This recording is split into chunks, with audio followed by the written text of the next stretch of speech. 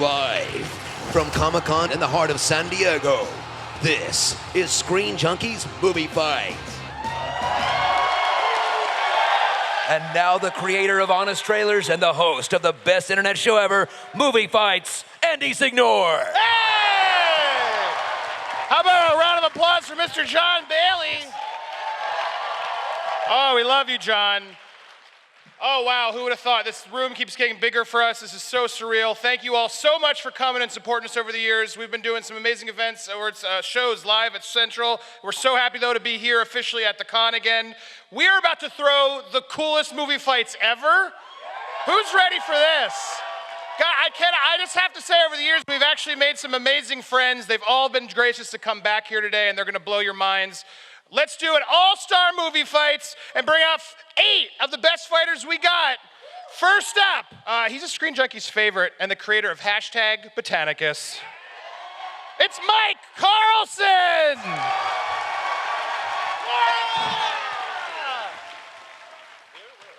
Next up, he's the host of a show called Mundy Night Raw.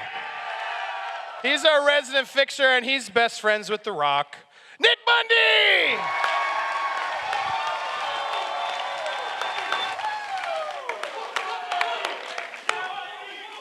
Are you coming from Conan? Did you do some George R? Comic-Con made me fucking old today. All right, she's a mainstay here in the Screen Junkies. We love her, and she's a holder of the Showstopper. It's ALICIA MALONE, the Red Fury! Oh my God, this is an honor. Have you guys seen the movie Thor or X-Men First Class? Or how about that episode of The Flash that Kevin Smith made that was like the best one of last season? How about the writer of all that, Zach Stentz?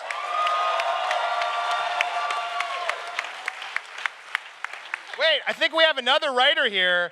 Have you guys seen a movie called Chronicle? Oh my God, he's my favorite, Max Landis! Yes! Guys, this guy really loves movies. It's Doug Loves Movies host Doug Benson!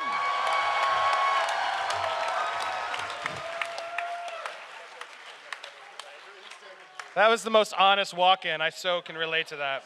He's the reigning and defending movie fights champion, Mr. Dan Murrell!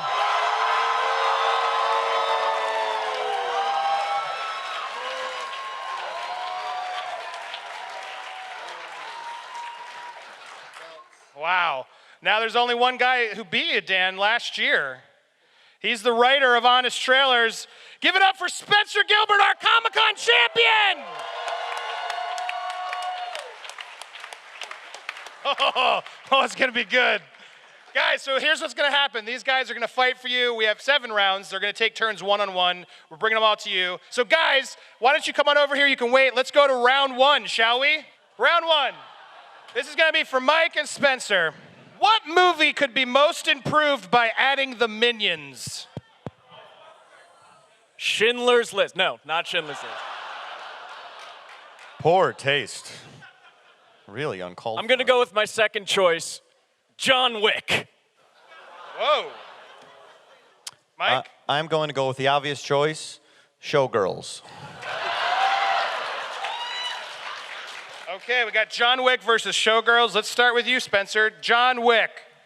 Here's the thing about the Minions. We need to kill them, not just literally, but as a force in society. The Minions are everything that's wrong with cinema and with the universe and with children today. They mean nothing. They stand for nothing. They're a product. They're just a spin-off that should never have existed. Hearing them speak for more than 2 seconds sends me into a homicidal rage. And who do you want to enact a homicidal rage? John motherfucking Wick. You want Keanu Reeves, the man seeking revenge for someone who killed his poor little puppy, to put a perfectly placed headshot through the giant eye of every single minion that has the nerve to say banana in his face.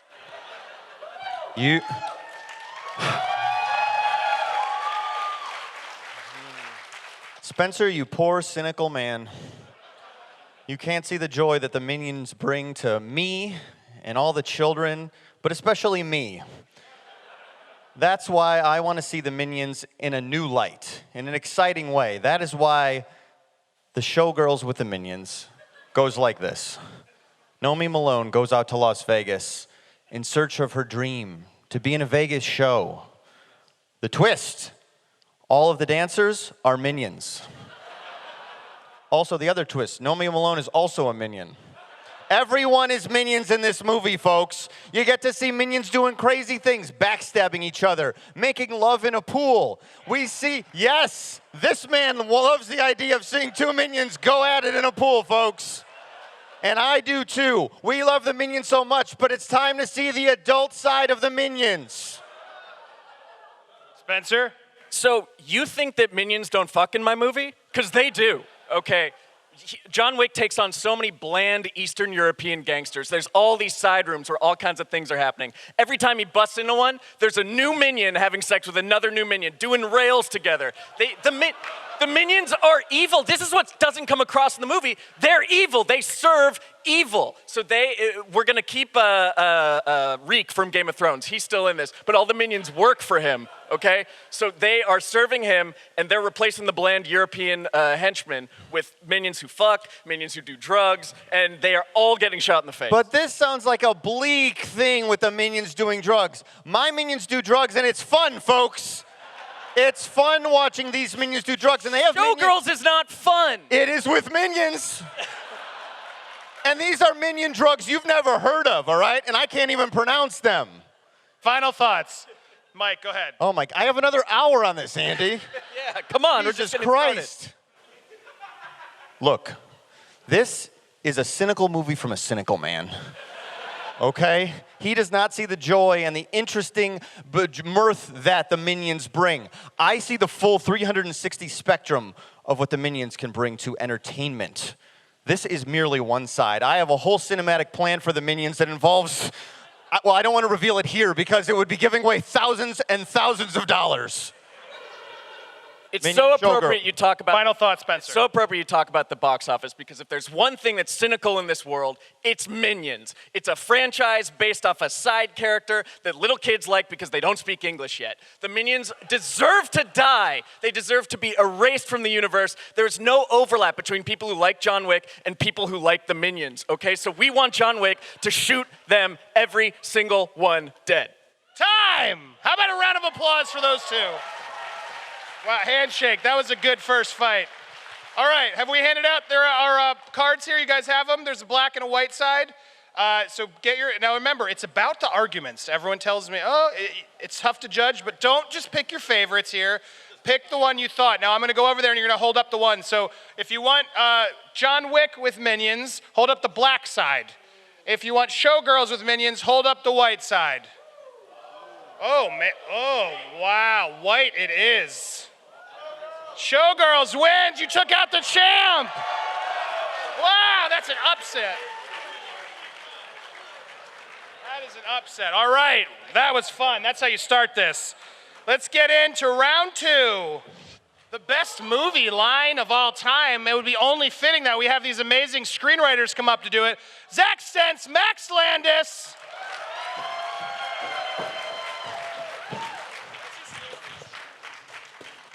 I'm ready for you, Landis. I've heard that before. I've been in a cabin in Siberia. I've been chopping trees. That's not the right place to get ready for me, baby. Let's let Zach go first. What is the best movie line, Zach? This was a tough one. At first I thought, what was the best line from all of the favorite movies that Max's dad made? That's from both of us. Kevin Smith already lost on the Blues Brothers today. I know, right? And then it was like, which is my favorite line from Commando, the best movie of all time? And the only answer there was all of them.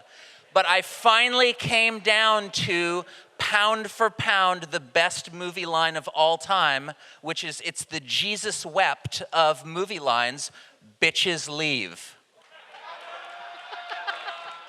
From RoboCop. Why, you may ask? It gets the job done. It tells you exactly what's going to happen. Now, you may say, isn't that a sexist line? I told that to my wife when we were watching the movie, and she said, well, no, he gave the bitches a chance to leave. Clarence Boddicker, he's not such a bad guy. He just wanted to kill Miguel Ferrer after making him suffer. So, again, bitches leave. All right, Max, your turn. RoboCop's a good movie, but there are 1,000 great lines in RoboCop. I try that for $1. Everyone loves RoboCop. A thing I get on a high horse about, and you have favorited tweets about this, is that there is no such thing as a good line of dialogue in a movie. Any line can be bad. To be or not to be can be garbage with the wrong actor, the wrong sound, and the wrong light. Bitches Leave is fantastic, but it is not the best line in RoboCop. I wanted to choose a line that summates the tone of the movie it's in. It sums up the whole movie in one line. The chest explodes, the thing erupts into the room. They get it with the flamethrower, but the head comes off. Sprouts legs and begin to crawl away. In any other movie other than John Carpenter's 1981 classic The Thing, that thing would escape. Not in this fucking movie. Windows turns around, flamethrower dangling, and goes, "You gotta be fucking kidding." That line perfectly summates the blue-collar horror tone of that movie. It's The Thing in one line of dialogue. All right, Zach, response. It's a good enough line,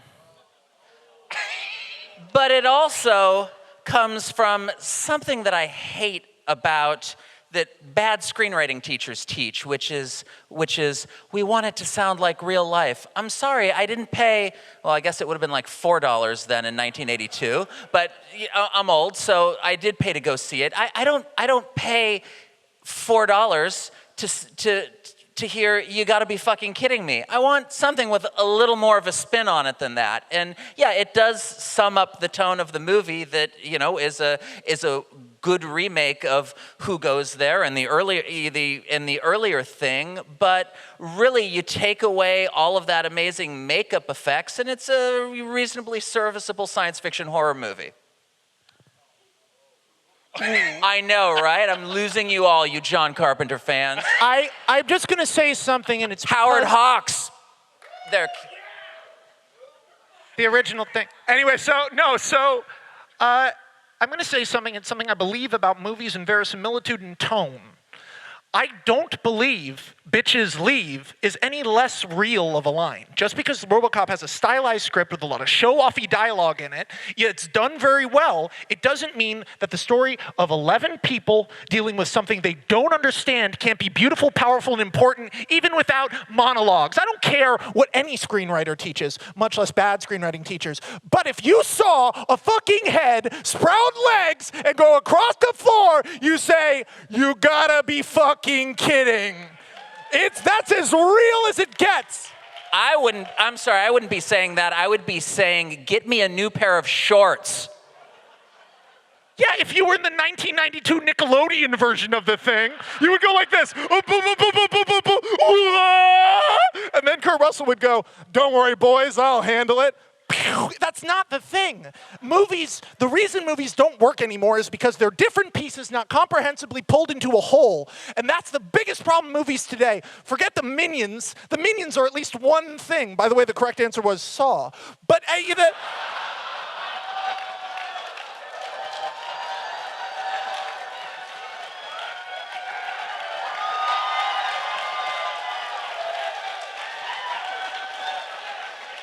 All right, I think you've sort of got your final thought. Zach, would you like a final thought? Nah. All right, that was great. Hug it out. All right, for Max, you're gonna hold up the white side. For Zach, you're gonna hold up the black side. I got my ass kicked. I'm coming for it tonight. Fuck Nerd HQ. I'm here to win. All right. Wow, I told you this would be good. Let's bring up the champ, Dan Murrell, and the Red Fury, ALICIA Malone. Matt Damon or Ben Affleck? Dan, you start. Two great guys, two Oscar-winning screenwriters, two best friends. Here's the thing. Matt Damon is a nice guy. He's a great actor. Matt Damon is the 1%. Ben Affleck is the everyman. Because Ben Affleck has been where we've been. Ben Affleck is a success story. He's been in the bottom. He's been in the gutter. He's been on the tabloids. Ben Affleck was a joke. And now he's Batman. And not only is he Batman, he is a kick-ass Batman. He heard everybody in this room, and don't lie, when you heard Ben Affleck was gonna be Batman, everyone in this room went, oh my God. And he showed all of us how wrong we are because Ben Affleck knows how to get his bootstraps and pull himself up. Ben Affleck is America. Ben Affleck is you. Ben Affleck is me. Don't use America. Don't use America against me, Dan. I'm going with Matt Damon because when you look at the entire body of work, Matt Damon has been consistent from the start to the finish. He has been great. What's everyone laughing at right now? Come on, don't ruin Alicia's moment. Mundy. Get out of here. Get out of here, you. Mundy's been coaching Dan, by the way, so I need a little help. Not here. true. It just rubbed off on me. I'm the underdog. But you're talking about the everyman. Matt Damon is the classic everyman hero. We saw him in The Martian where he carried that movie. He did so well as the hero. Plus, he reinvented the modern action hero with Bourne. He doesn't actually need a bat car or any bat toys. He just needs a toothbrush and he can kill someone. And when you want to talk about, hang on, I've got notes because I'm a giant nerd. If you want to talk about the people that Matt Damon has worked with, Yeah. Spielberg, Anthony Minghella, the Coen brothers, Soderbergh, Scorsese, Eastwood, Cameron Crowe, Kenneth Lonergan, Terry Gilliam, George Clooney, Christopher Nolan, Neil Blomkamp, Paul Greengrass, Ridley Scott. Consistently great, and that's why he wins. That's the point I'm trying to make. Damon's had it handed to him on a silver plate. He has not. He's had it handed to him on a silver platter. Ben Affleck had to overcome, even though he was the bomb in it, Phantoms. Ben Affleck had to overcome Geely. Ben Affleck had to overcome the Oscar saying, screw you, we don't care if you made the best picture of the year. He could have gone home. He said, no, I'm going to be Batman. That's what I'm going to do. I'm not going to hang it up. None of that was his fault. Ben Affleck. Exactly, and yet he's still awesome. No, come on. It wasn't his fault, and it's still awesome. Matt Damon is a pretty boy. He's had pretty horses and indie movies. He's an indie darling. He's never had a hard day in his life. Ben Affleck knows what it's like to go to the top and to the bottom, and he's clawed his way back again. No, these two came from the exact same place as each other. They were friends in Boston. They both had equal opportunity. Ben Affleck just chose Geely. He chose Daredevil. He chose Paycheck. He chose Jersey Girl. He chose Surviving Christmas. And he chose Bennifer. Love does not choose the person, Alicia. You don't choose who you fall in love with. I just want to say that. My love don't cost a thing, Dan. We've all made... There you go. We've all made bad choices. We've all made bad choices in our lives, and we all know, what does your mom always tell you? It's how you get back up when you get knocked down, and that's what Ben Affleck has done time and again. It's not who's the better actor, Ben Affleck or Matt Damon. It's not who had the better movies, Ben Affleck or Matt Damon. The question is Ben Affleck or Matt Damon, and any day of the week. Matt Damon, sure, I might go see his movie. I want to have a beer with Ben Affleck because that guy knows what it's all about. Matt Damon is one of the nicest people you ever meet, one of the most humble people. He's worked with so many charities. He's such a great guy. He's a great father. He's a great husband. He's a great person all around. I'm sure Ben Affleck's a swell guy. Great writer, great producer. Ben Affleck is a great director. He directed a Best Picture win. And the Oscars said, you know what? You don't even deserve to get nominated for directing this Best Picture of the year. And he went, no, I don't care. Whatever. Fine. Just another thing to add to the list. Oh, poor Ben Affleck. I feel very sorry for him. Poor Matt Damon. Silver spoon Matt Damon. All right, final thoughts. Alicia, give us your final point for the crowd here. Again, you're listening for the arguments. Well, I'm just saying, so your argument is the underdog, that he brought himself up and down. I say that they both started from the same place. They had equal opportunity. Matt Damon has made smart choices the whole time. He's such a great guy and a great actor, fantastic producer, and I think I would watch his films more over and over again than Ben Affleck's. I'm saying that America loves an underdog story. They love, again, it's Ben Affleck or Matt Damon, and I think that, yes, Matt Damon is perfect. He's perfect. He's too perfect. I want a guy I can relate to, and that's why I'm choosing Ben Affleck. All right, time. Wow. All right, I need you guys to help me vote here. If you want to vote for the Red Fury, Alicia, hold up the white side. If you want to vote for Dan and Ben Affleck, hold up the black side. Oh, what? I think Alicia just took down the champ. My God. Wow, good Thank job, Alicia. I confirm, that was a good one. Good high five.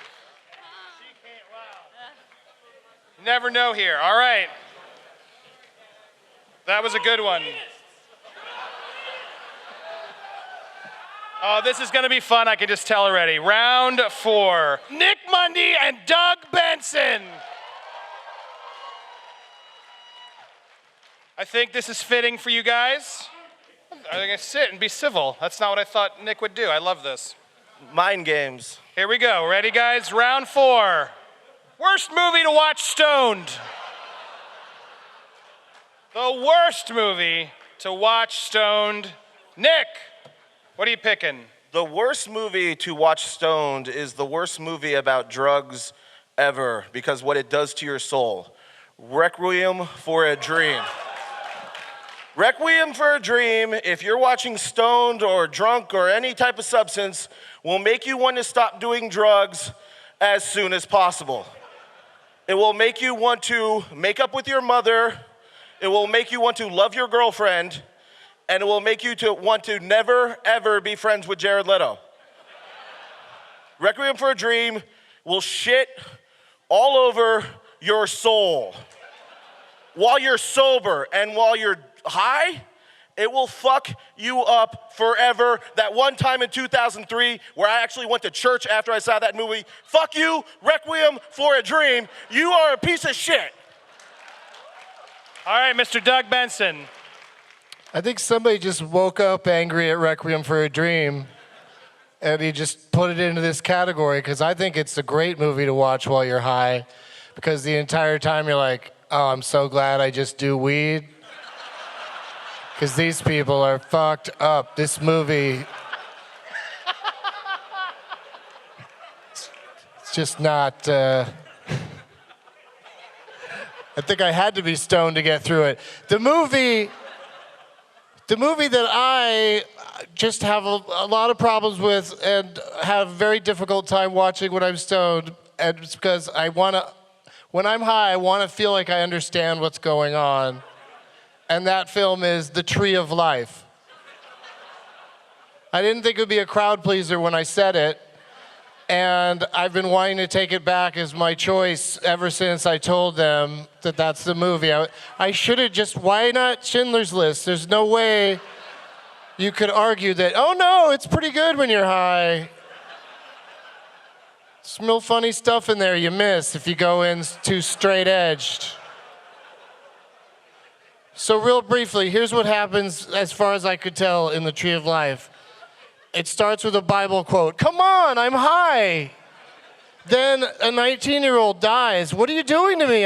This is as bad as Up. Then there's a time jump. Why? And then there's a guy walking in the desert, and then the earth begins.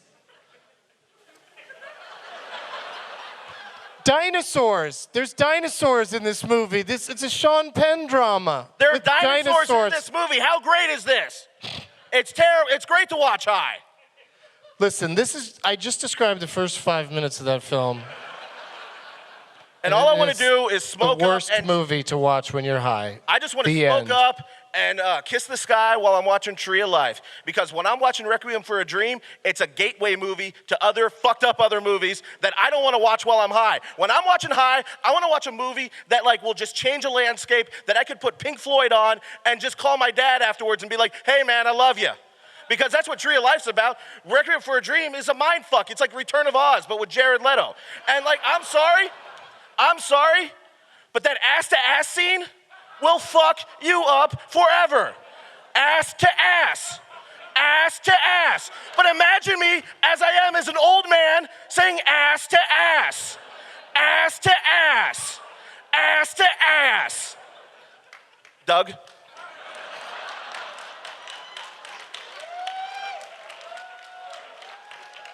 I'm certainly not going to forget you yelling that over and over again. That's more traumatic than that movie. I'm the requiem of a dream of people. I'm gonna change the category. I'm too stoned for this movie fight. Listen, you guys. Let's take it down a notch. There's been a lot of yelling about ass. To ass. I haven't heard the word ass so many times since I saw Antonio Banderas in Ass Ends. Look, all I keep thinking about is getting Jared Leto's. This is my time, sir! I do that. I just want to say that Requiem for a Dream has some funny parts. I mean, come on, Marlon Wayans. Is not funny in that shitty movie that will fuck your brain. He's pretty funny, like when he's all strung out and he's laying there naked. I was like, this guy, he can't turn it off. He's funny 24/7, this Marlon Wayans. So good, he's so good. And then the refrigerator starts talking to Ellen Burstyn. The movie's a comedy if you go in with the right frame of mind. All right, final thought, Nick. Go ahead and we'll come back to you, Doug. You have to say it again, don't you? You're gonna say it. They're asking for it.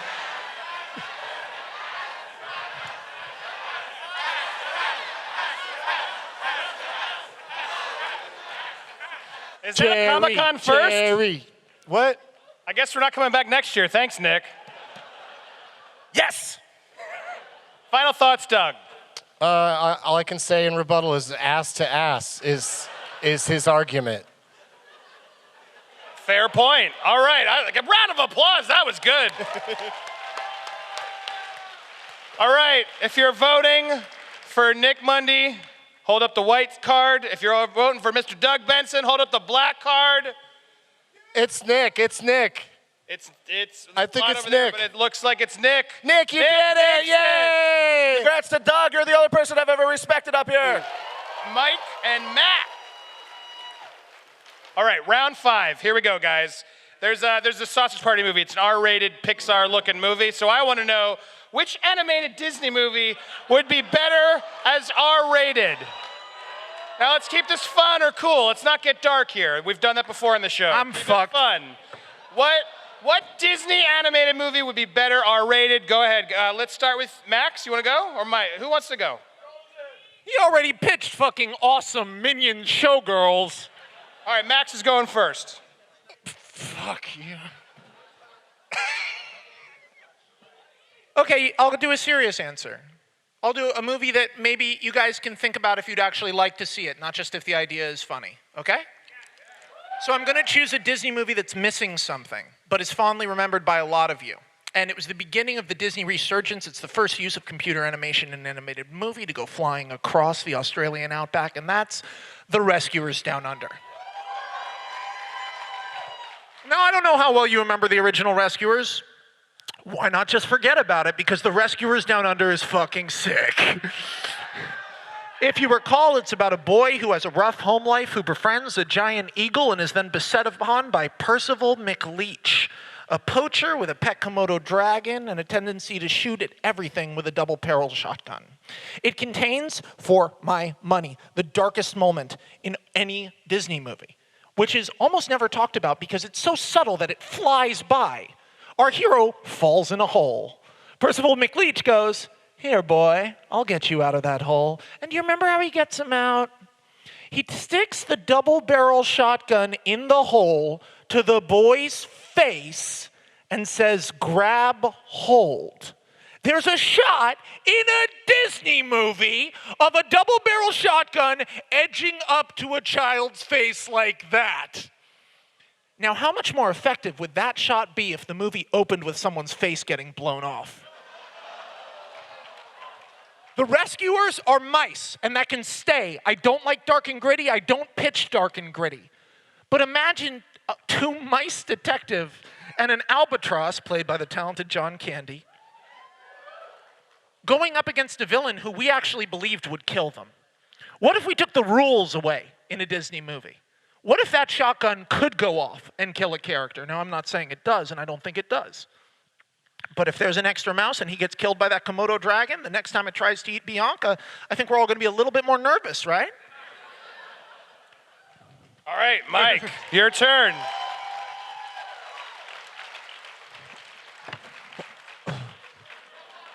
Ladies and gentlemen, Oh no, my trap didn't work. I'm doomed. we open on a desert party, much like a Burning Man. Bodies writhing, camels wearing cool camel clothes. A man's head pops up. He has a face full of desert cocaine. It's Aladdin. We hear a voiceover. All my life, I always wanted to be a prince. Aladdin, the Wolf of Agrabah. Because this movie, folks, would not kidify a very important point of the original Aladdin. If you gave a heterosexual young man all the power in the world, he wouldn't just have a parade. It would be a nonstop debauchery party 24/7. The Cave of Wonders would be a sex cave in 2 seconds. Okay? He wouldn't just rub the genie's lamp. Yeah, it's dirty. Okay? This is an R-rated, hard R movie that we all want to see, and most importantly, makes sense. Max, thoughts? That's the funny answer. Thank you. The question wasn't invent a new movie that would be fun to see. The question was which animated Disney movie would be better R-rated. I don't want to replace Aladdin with The Wolf of Agrabah. I don't want to delete Aladdin. I like Aladdin. Rescuers Down Under can get better by being R-rated, not just different. You don't need cocaine to sell the threat to a child to a degree that you could maybe try to win an Academy Award with Rescuers Down Under, because you'd have real stakes, real threat, get that kid from a broken home, he reconnects with nature. That's a better version of that movie. I'm not here to pitch a new movie. No one's paying me to do that. That is a funny idea, and I'd laugh at the fake trailer made by a comedy group from Canada, but I don't want to sit there for an hour and a half and delete the real Aladdin for the sake of seeing a guy rape a girl with a genie. I'm just keeping it real. You wish for sex, that's rape. I was not implying any sort of rape, folks. And Max, look, as we can tell from my first pitch, I am a giant pervert. Okay, and a lot of these people out here are like me. We want to see kid versions, and they're really weird and dirty, okay? Yes, this is funny. I'm being funny sometimes, okay? But this pitch, it's not so funny. It's a seriously great idea because it makes pure sense. This is already a mopey, sad movie that you're making even mopier and even sadder and scary. It's a beautiful story about a kid reconnecting with nature and finding friends. The only thing we're adding is a real threat, and that's what's fucking missing in kids' movies now, is there's no fucking real threat. That's why people love Zootopias, because the bad guys felt bad. Well, the threat... Sorry, I'm very passionate about this. I hate that there hasn't been a good villain in a Disney movie in like 15 years. The threat in my movie are Aladdin's personal demons. Where'd he get cocaine? Actually, I don't care. Don't threat. answer that. You have too good of an answer. In case we all don't know, personal demons are the greatest threat. All right, Max, final thoughts. My final thoughts is every time I come on Movie Fights, I try to pitch a movie that I would want to see tomorrow. I don't want to replace Aladdin with Coke Aladdin, because there's a million Coke Aladdins. There is only one Rescuers Down Under.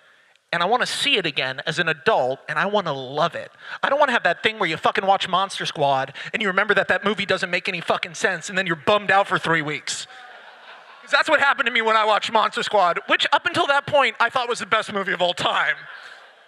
I want to be able to watch Rescuers Down Under as an adult with my kids, even though it's rated R, because Lord knows in the 70s and 80s we could have R-rated family movies where you addressed real themes and had real danger, and everything wasn't minions fucking each other, metaphorically.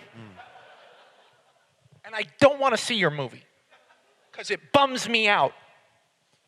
Mike, thoughts? Your movie bums me out, man. Like, really bums me out. Like, a guy gets shot in the first 2 seconds of the movie. It's a real movie. People die. Might Oh, at I'm least- sorry. Is this Jurassic World where only characters without names can die? No, it's not. I didn't say anything about Jurassic World. Why do you bring up Jurassic World? No, where you heard that? Did someone in the audience shout Jurassic World? Because it wasn't me. We get it. You want Aladdin to be Terminator Genesis. I think that's weird. Did It's someone weird say that he Terminator said that, Genesis? isn't it? Mike, all right, I want to make sure you got your last thought in, Mike. Go ahead. All right. Sex Genie, Sex Cave of Wonders, Aladdin, romp, fun, depressing. Carlson out. Wow. Now that is legitimately tough because if you're listening to the arguments, I totally got both sides. You got to pick on the argument. It's not about the funny. It's not about what was the best argument, what was the best pitch. All right, guys, you ready for this? Hold up. White for Max, black for Carlson. Oh my God, Max really won that. I don't think he thought that was going to happen. I legitimately thought I had lost. Wow, but Mike, how about a round of applause for Mike Carlson? That was good. All right, let's bring back up Alicia and Nick. Oh, God.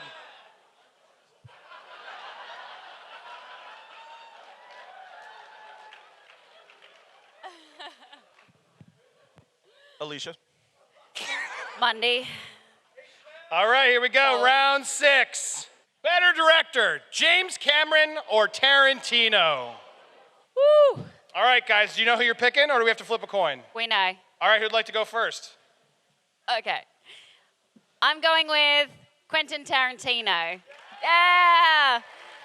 Quentin Tarantino changed filmmaking in so many ways when you're talking about story structure, when you're talking about stylistic violence, and the way he uses genres, mixes up everything that he has from his incredible encyclopedic knowledge of film. He's only made 8 movies, if you count like him, that Kill Bill Volumes 1 and 2 is just one movie. And he has had such a lasting impact on the film industry, on indies, and on the big films. And he was my gateway drug to indie movies, which you know have my heart. So I'm going with QT, Quentin.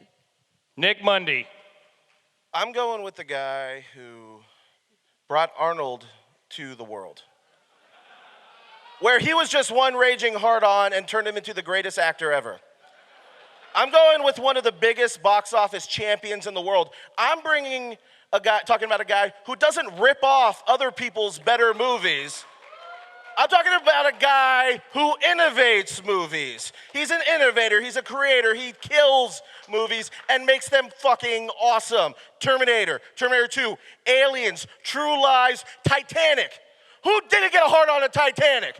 Who didn't make love on Titanic? That movie is beautiful. It's a beautiful damn movie. No, you know what? Know how many movies Bill Paxton has been with James Cameron? A shit ton. How many has he been with Quentin Tarantino? Bill Paxton. Bill Paxton. None. Also, if it wasn't for Quentin Tarantino, John Travolta would have done a bunch of shitty movies in the 90s. That's your fault. It's all my fault. Well, when you look at James Cameron, he does amazing things with filmmaking, but it's things that only he can do. He can do. This is freaking me out over here right now. Yeah. Loving it. But when you think about it, yeah, Titanic, beautiful movie. It's really just about a woman who remembers that she banged a homeless guy on a boat. Avatar was Smurfs in space, you know, messed with technology. It wasn't that great. Put your balls away. Oh, I'm sorry. Quentin Tarantino is just a way, like, all he does is use movies so he can show his feet and dick, and then use the N-word a lot, like scary a lot. It makes me uncomfortable how many she uses the N-word a lot. Yeah. Max likes that. Yeah, it's weird. And by the way, He just makes the same movie and over again. No. Like, he makes a Quentin Tarantino movie. James Cameron makes all sorts of different movies. Sci-fi, action, comedy. He does that. Just a Quentin Tarantino movie. No, Quentin Tarantino has his own style completely. Like you just said, it's a Quentin Tarantino movie. But he takes all different genres, spaghetti western, Rips it off. martial arts, Rips it off. makes it his own. Oh, okay. Uses inspiration. And I can't wait till he makes it rips his off a own. James Cameron movie. Is that the next one he's gonna do? And it's gonna be awesome. He's gonna make Arnold Schwarzenegger into a foot fetish. Yeah. No, he takes inspirations from the greatest movies of all time and then he spins them into his completely own thing. He has had such an incredible career and it's amazing when you look at how few movies that he has made. But the film festivals, I mean, Cannes, Oscars, he's incredible. James Cameron's his own film festival because they make $1 billion because everyone loves them. And also, like Tarantino doesn't even follow the rules of his own movie. Hey, this movie is just going to take place in one time. That's why he uses flashbacks and flash. He doesn't even follow his own rules. Okay? Yeah, he makes his own rules. Yeah, and they're not great. No, They're super overrated. Who made True Lies? Who made Terminator 2? Who made Terminator? Who made Aliens? Who made Pulp Fiction? Who made Reservoir Dogs? Who made Inglourious Bastards? Who made Django Unchained? Who made Kill Bill? Who made The Hateful Eight? Who made Jackie Brown? Yeah, Jackie Brown's great. Oh, that's true. It's a really good film. You're really helping me here. And are you really excited about Avatar 2, 3, 4, 5, 6, 7 coming soon? At least Quentin Tarantino will always do something different every single time. By making a foot fetish movie. And using Uma the Thurman N-word has nice- way too much. Yeah, I agree with you. Okay. All right, final thought, Nick. Look. When you get home tonight, what are you gonna do? Are you gonna put on? Are you gonna put on Kill Brow? Are you gonna put on Kill Bill? Yeah. Or are you gonna put on Terminator? Or are you gonna put on Terminator 2? Or are you gonna put on True Lies? Yeah. My hype man Stefan agrees. I noticed Alicia didn't have a hype man. I didn't need It's it. because no one believed in her. Just like no one believes in Quentin Tarantino. That's a low blow. I don't need any gimmick. I'm here making the great arguments. Gimmicks are fun. Yeah! Hey, thank you. The champ. Got my back. All right. Wow, that got interesting. I don't know how. You're a tough real this hype one man, is, you would though. kiss him. All right. For the Red Fury. So sit down. Ass to ass. No. Ass No to more ass. ass to ass, please. Ass. Oh, ass. Ass. No. What? For the Red Fury, hold up the white card. For Nick Mundy, hold up the black card. Oh. I think that's Alicia. Yeah, Alicia won. Oh. Red Fury goes to the finals. Oh my gosh. Against Max? Well deserved. That means, Alicia, you can stay up here. You're taking on Max Landis in our final round.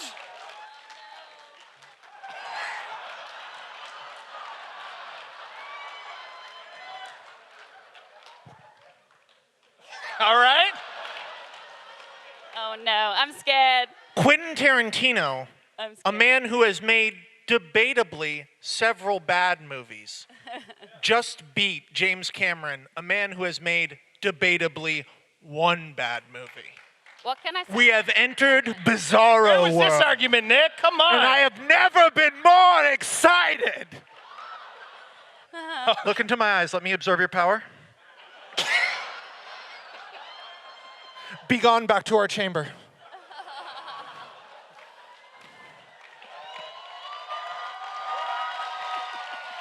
Oh man, I told you be good. It's time for the final round. We're here at Comic-Con. It's only fitting we ask this question. What is the best comic book movie of all time? Oh no. Think about it while Alicia are you okay with Alicia's choice, picking Alicia's? No, I think that's fine. Okay, Alicia, what are you picking while Max thinks? Let's go have some fun in China, Alicia. I'm picking The Dark Knight. Incredible movie by Christopher Nolan. Christopher Nolan, for me, really took the superhero genre and made it real, made it grounded in reality. He made me believe that a guy could be a bat or be inspired by bats and then want to become a superhero. Then you've got the incredible villain in The Dark Knight. I think you all will agree that Heath Ledger's Joker is probably the best comic book villain, at least in the last 10 years. He is an incredible, scary, doesn't play by any rules. I'm scared about what he's going to say. Doesn't play by any rules. He is complete chaos. The movie itself, I don't think it has any bad parts. It's full of action. It's exciting. It's got great story and great character moments. And that's why it is my favorite, The Dark Knight. What are you going to say, Max? All right, Max, you got one? I was going to say Spider-Man 2 because Spider-Man 2 is so much fun. But Spider-Man 2 has bad parts like The Dark Knight, like Batman's final fight with the Joker, where there's like dogs and you can't tell what's happening and we're in a building. It's scary. No. And then The Dark Knight is one great performance and a lot of rapping. The Dark Knight is a very cool movie. It did things that no other movie had done up until that point, and it blew people away because they didn't see it coming. Thank you. But Batman Begins is a better movie than The Dark Knight from start to finish. The Dark Knight is a masterpiece of what it is. Technical filmmaking, one incredible performance, a very cool CG makeup job, and a couple of great scenes that you watch on YouTube again and again, but you don't watch the middle scenes. You don't care about Bruce and Rachel. You don't care about Bruce.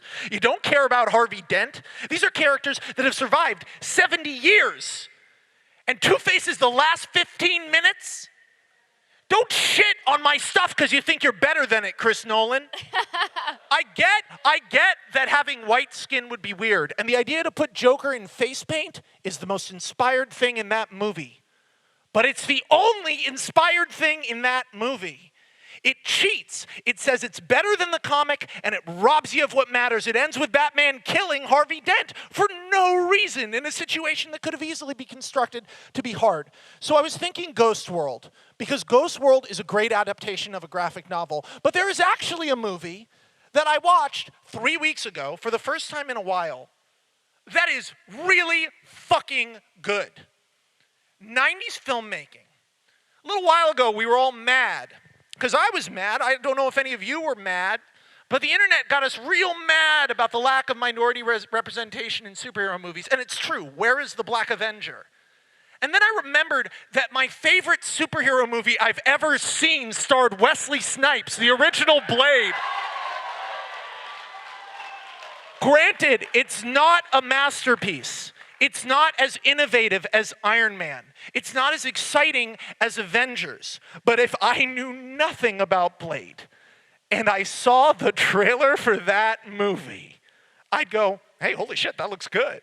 And then I'd go in, I'd get a good story about a hero with a tragic backstory, a cool relationship with Chris Christopherson that's funny, smart, self-aware, good performances from Donald Logue, sick villain, one of my favorite villains ever, Frost. Deacon Frost is like funny and fun to watch. You like everyone, you understand everyone's motivation, you're happy when the bad guy loses, and you like Blade. Blade is a forgotten movie. It's unfair that it didn't come back. The sequels are action movies. They're not as good as the first one. I don't know if you guys disagree with me, but Blade is a good movie.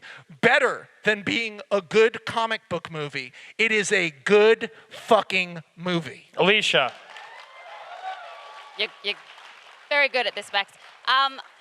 I would argue that The Dark Knight is a great movie and not just a comic book movie, because that whole trilogy, and I'd say especially The Dark Knight, brought in people that may not have been fans of comic books and made them interested in it. You didn't have to read 75 years of Batman to understand the story. He made him human, he made him real. He also satisfied the comic book fans as well as the non-fans. Blade, I remember seeing once, I think in the 90s, and I thought it was fine, but The Dark Knight blew me away when I saw it. Like you said, it was a masterpiece, a critical masterpiece, a success at the box office as well, and that's why I say it's the best comic book movie. The Dark Knight blew everyone away because it was doing stuff that hadn't been done, not because it was doing it perfectly.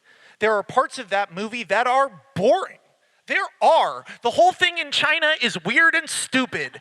You don't care about what's happening. The emotional through line of the movie is about the idea of corruption. The Joker's plot doesn't make sense. His plans could only work if he's protected by the plot of the movie. Is anyone with me on this? The movie enables Joker in order to make him an effective villain. If you forgot Blade, fine. I forgot it too until I saw it the other week and I was like, holy shit, this is great. I mean, the truth of Blade is that you don't need to even know what Blade is. Everyone knows what Batman is. Everyone wants to see the Joker. Dark Knight had an unfair advantage. Everyone wants to see the Joker. You think anyone gives a fuck about the Suicide Squad? No, they're there for Joker and Harley Quinn. That's the original idea of that story, is the Joker and Harley Quinn are in a new movie. People will go see this. That's why Joker's in it. Joker's never been in the fucking Suicide Squad. He's in Dark Knight. He's a trump card. By the way, working with David Ayer and Suicide Squad, I think it's pretty cool. And you should go see it. Also watch Dirk Gently in October on BBC America. Yes. And Channel Zero on Sci-Fi Channel. Be sure to pick up my new comic, Green Valley. What I'm saying is that movie, Dark Knight, wins by cheating. It has a huge budget. It has a character everyone wants to see. It's Batman. And everybody's so precious with Batman. Everybody loves Batman. He's so dark and brooding. You watch Zack Snyder. Man, making Man of Steel. Man, why can't Superman be more like Batman and kill people? All right, Alicia. The producers are like, but Zach, we don't think you know Batman. No, Batman kills people. He does CrossFit and he's cool. Alicia, final thought here on you, or ending with you. Well, you said that everyone wanted to see the Joker in the Dark Knight, and that's why it had an advantage. I'd say everyone here wanted to see Batman versus Superman, right? It doesn't mean anything if it's not done properly. Oh, no, you guys were excited about it before it came. Yeah, till you saw the trailer. What? Sorry, she's saying the idea of seeing Batman, Superman. We were excited for. But the execution wasn't that great. So I was saying if the execution wasn't brilliant in The Dark Knight, then no one would have cared about that, the Joker and Batman. And also, The Dark Knight was so dark and brooding that I'd say it changed the way that comic book movies were made after that. Everyone wanted to be real, everyone wanted to be dark and brooding, but only Christopher Nolan was able to give it that character so that you could root for this dark character and you understand him. And that's why I love The Dark Knight. All right, time. You both got to let us talking. I was going to say 300. Yeah. But Blade, I stick with it forever. All right, this is interesting. I'm curious what you guys are going to do. This is for all the marbles. Again, it's about the arguments. Hold up the white side for Alicia and the black side for Max. Oh, man, that's split. I thought it would be way more in his favor. That is split. It looks like Guys. 90s pop singer Maya in here. I don't know what to do about that. Can we both win? Thank you. Nice speed round. I guess you want to do a speed round? Okay. Or do you want to call it a time, guys? I want to call it a tie. Andy, Max? every round with me and a cute girl is a speed round. I want a speed round. I'm having fun. I believe in you to win. Okay. All right. I don't have a speed round. All And right. I plan to crush you. Ready? Best animal sidekick. Quick, speed round. Animal. Why can I not remember one movie in which someone has an animal sidekick? Can I do the Jungle Book? Babu? They're not, Baloo? Okay, they're not Baloo. animals. That's not fair. Baloo. Animal sound. Whoa, don't. Yeah, you guys are saying. He's got to think of it. Shush. Guys, everyone make the noise that helps me think. Boo!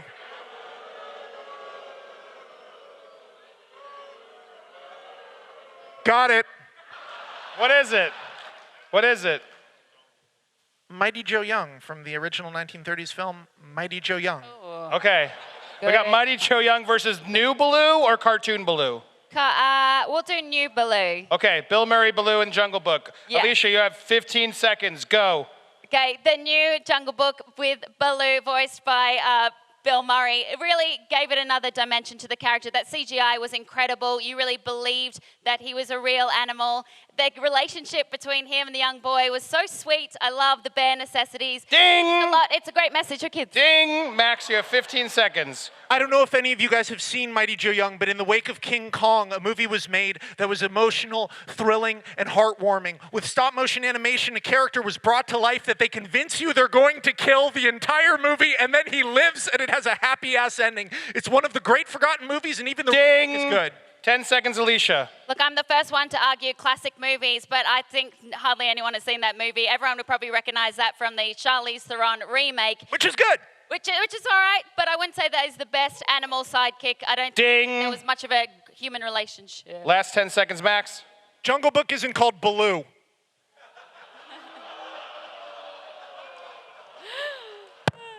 Boom.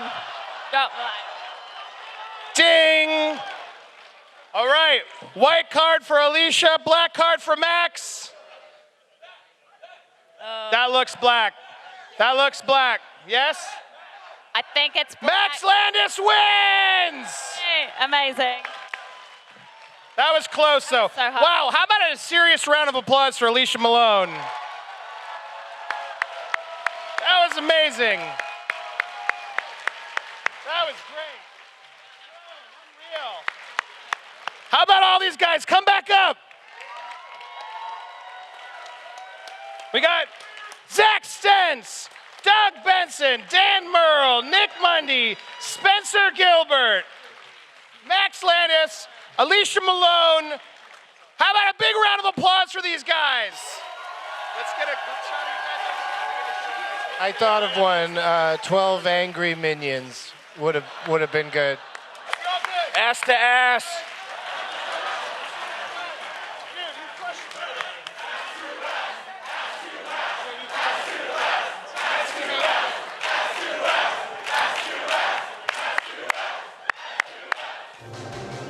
Every podcast we put on YouTube comes with this kick-ass graphic listing all the topics your favorite Screen Junkies podcasters are talking about. If you click the topics, you can skip around and choose your own podcast battle royale.